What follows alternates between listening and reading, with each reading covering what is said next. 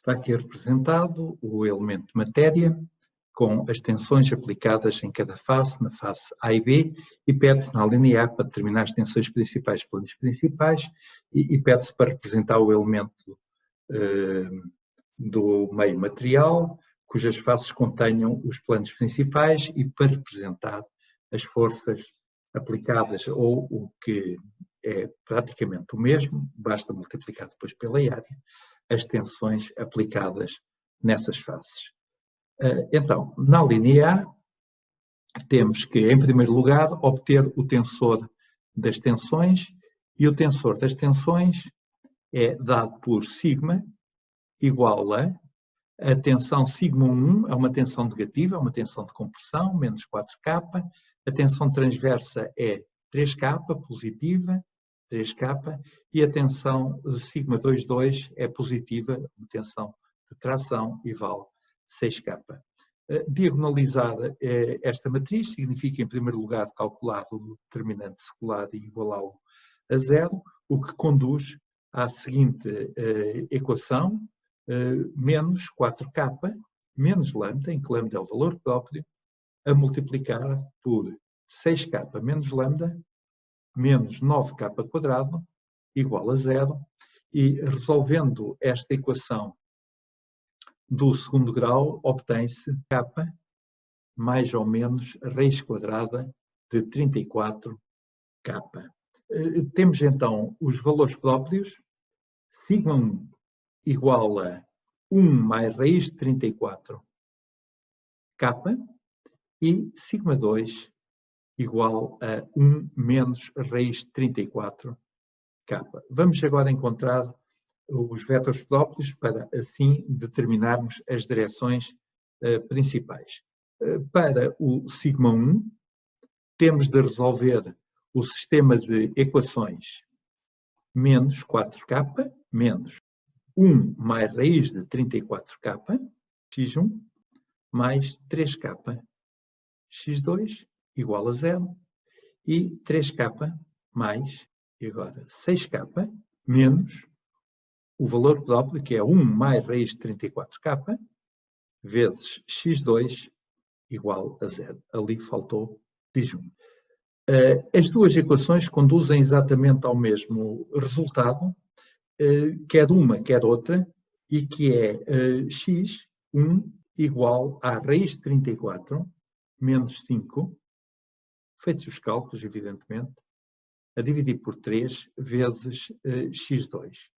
A segunda equação conduz exatamente ao mesmo resultado, o que significa que temos um sistema indeterminado, mas a indeterminação levanta-se impondo a condição de normalização para o vetor próprio, e impondo essa condição de normalização, o primeiro vetor próprio é dado por, basta ver que este ao quadrado mais este ao quadrado dá 1, e que o x1, este, é igual a este fator numérico, raiz de 34 menos 5 a dividir por 3, vezes este valor x2. É uma conta que pode ser verificada para testar a correção deste cálculo que acaba de ser feito.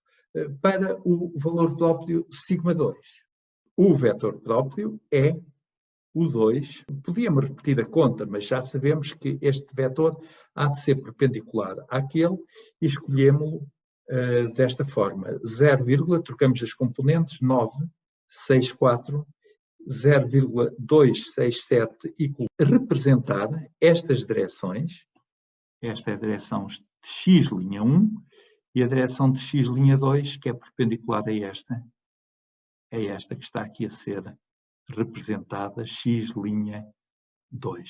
O elemento de matéria é este, e as tensões sobre estas faces são então os valores próprios, ou seja, o sigma1 é 1 mais raiz de 34K, e o sigma2 é 1 menos raiz de 34K. Portanto, o sigma1 é nesta direção, assim, com este sentido, que é uma tensão de tração, o sigma2 é uma tensão de compressão, nesta direção e com este sentido σ2. Evidentemente que, sendo x'1, x'2 as direções próprias, não há nesta face e nesta tensões transversas.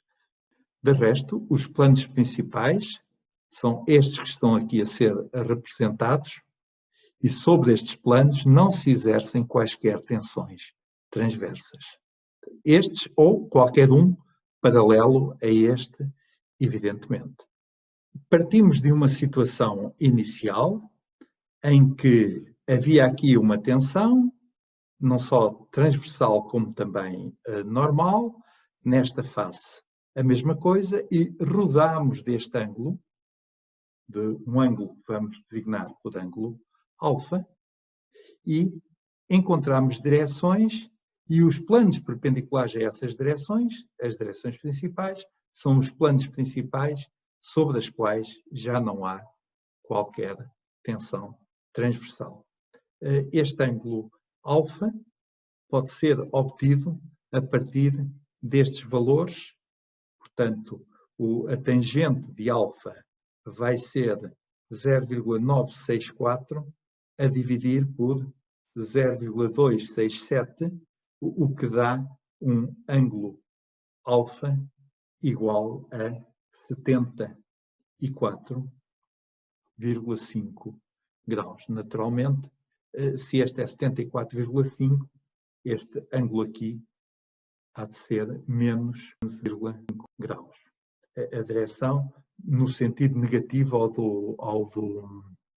x'2. Queremos agora saber quais são os planos onde a tensão transversa é máxima.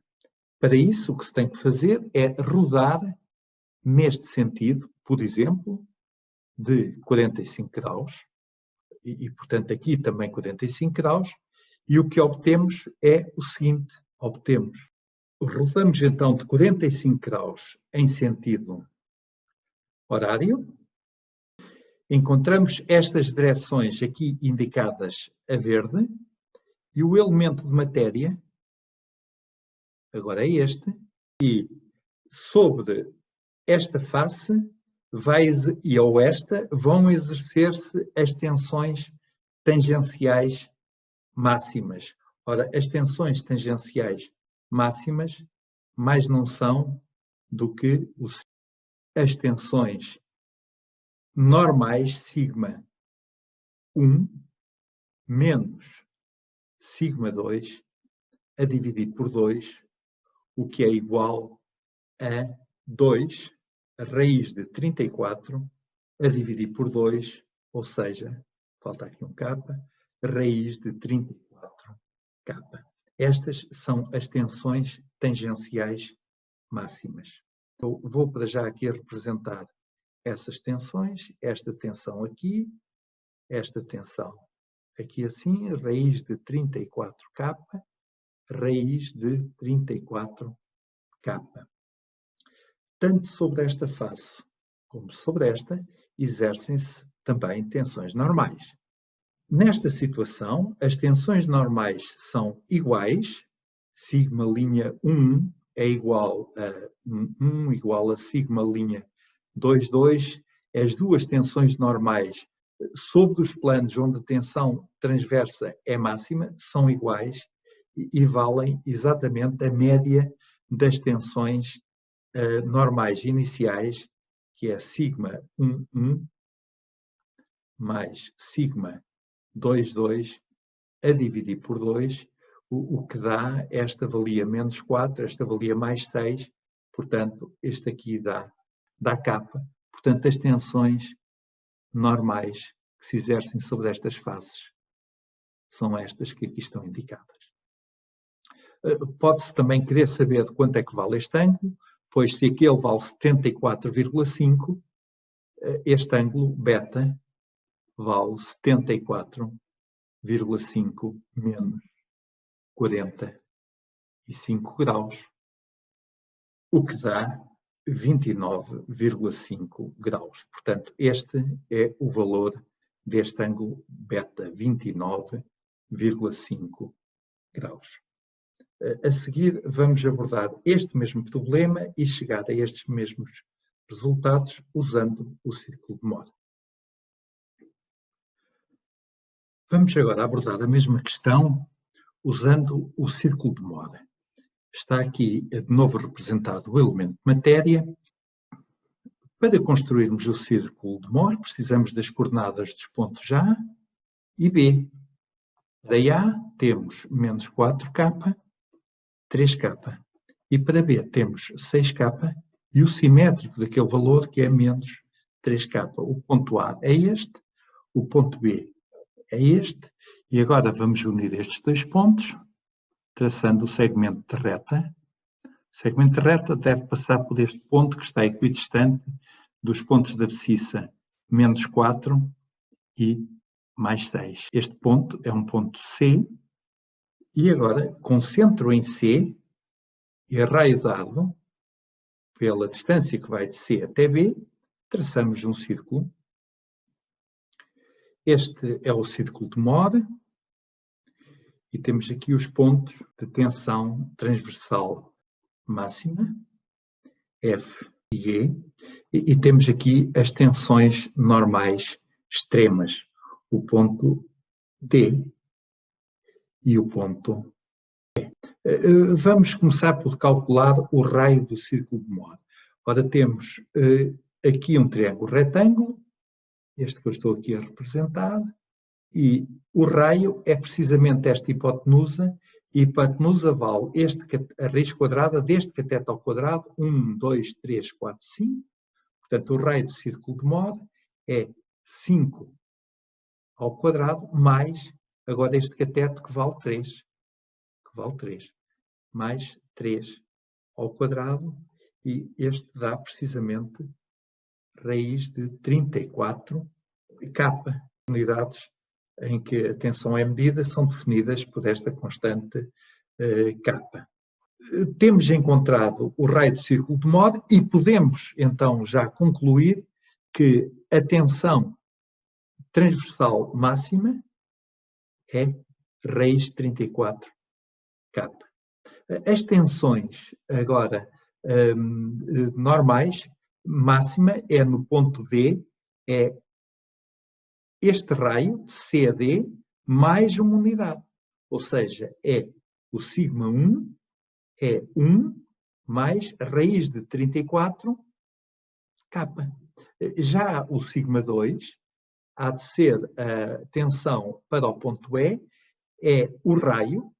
Ora, o raio daqui até aqui, menos 1, que é a distância que vai dali até ali. Portanto, temos que sigma 2 é igual a 1 menos raiz de 34 K. Eu há bocadinho indiquei a distância SE em módulo, mas claro que a coordenada de VE há de ser negativa. Portanto, repetindo, temos C até E é o raio, a que temos que tirar uma unidade para encontrarmos a abscissa no ponto E e depois, claro, tomar o sinal negativo. Portanto, fica 1 menos raiz de 34K. Estamos a ver que todos estes valores já foram anteriormente obtidos usando este método. Tínhamos sigma 1, sigma 2 obtidos através da diagonalização da matriz e aqui tínhamos rodado de 45 graus para obter o sigma máximo, que é o tal, eu agora estou a designar por tal, e que é a diferença entre as tensões máxima e mínima a dividir por 2. Voltando aqui ao círculo de Moore, vamos ver o que é diagonalizar. Diagonalizar é passar de A a D. Ora, a passagem de A a D significa uma rotação do ângulo, deste ângulo ACD. E quanto é que vale o ângulo ACD? Bom, o melhor é calcularmos primeiro este ângulo gama. Ora, gama, a tangente de gama, vale 3 a dividir por 1, 2, 3, 4, 5. E dá gama igual a 31 graus. Se este ângulo aqui é 31 graus, então este ângulo aqui há de ser 180 menos 31 graus é igual a 149 graus. Reparem, este ângulo, 149 graus, medido em sentido dos ponteiros do relógio, é precisamente o dobro deste 74,5, só que agora este era medido no sentido direto. Portanto, no caso do círculo de Mohr, temos os ângulos em dobro relativamente ao elemento de matéria e medidos em sentido contrário. Já para obter a tensão transversa máxima, temos de ir agora desde este ponto D, correspondente à tensão σ1, até ao ponto F, ou seja, temos de rodar 90 graus neste sentido, pois 90 graus neste sentido correspondem a 45 graus aqui neste elemento de matéria e em sentido contrário àquele que eu referi relativamente ao círculo de Mohr. Então, no círculo de Mohr, 90 graus assim, no sentido anti-horário, no caso do elemento de matéria, 45 graus no sentido dos ponteiros do relógio. Portanto, está demonstrada a total coerência entre um formalismo da diagonalização da matriz e a utilização do círculo de Mohr. Vamos então recapitular o que fizemos. As tensões são dadas neste elemento de matéria. Começamos a construir o tensor das tensões, diagonalizamos, obtivemos as tensões normais. Por a obtenção dos vetores próprios desta matriz, permite-nos conhecer as direções principais e, portanto, os planos principais, que são aqueles sobre os quais não há qualquer tensão tangencial a ser exercida. Depois obtivemos, por uma rotação de 45 graus no elemento de matéria, obtivemos as faces, a orientação das faces, onde se exercem as tensões transversais máximas e também obtivemos as tensões normais nessas faces, que são exatamente iguais à média das tensões normais iniciais. Usando o círculo de Mohr, obtivemos os mesmos resultados. Desenhamos os pontos A e B a partir das tensões que eram dadas no diagrama. Encontramos o ponto C, que é o ponto onde o segmento que une AB intercepta o eixo horizontal. Portanto, ficamos logo a saber que as tensões normais, onde as tensões tangenciais são máximas, valem 1, ou seja, valem K, que é precisamente a coordenada deste ponto C.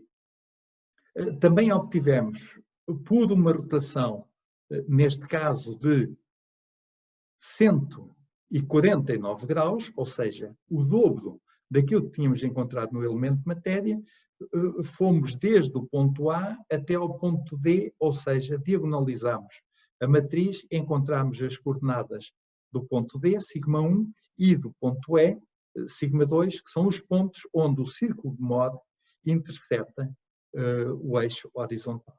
Finalmente, o máximo na vertical é o ponto F e o mínimo é o ponto G, portanto, em módulo corresponde à mesma tensão transversa, e para se encontrar o F a partir de D, roda-se 90 graus em sentido anti-horário, o que significa, no elemento de matéria, rodar 45 graus no sentido dos ponteiros do relógio.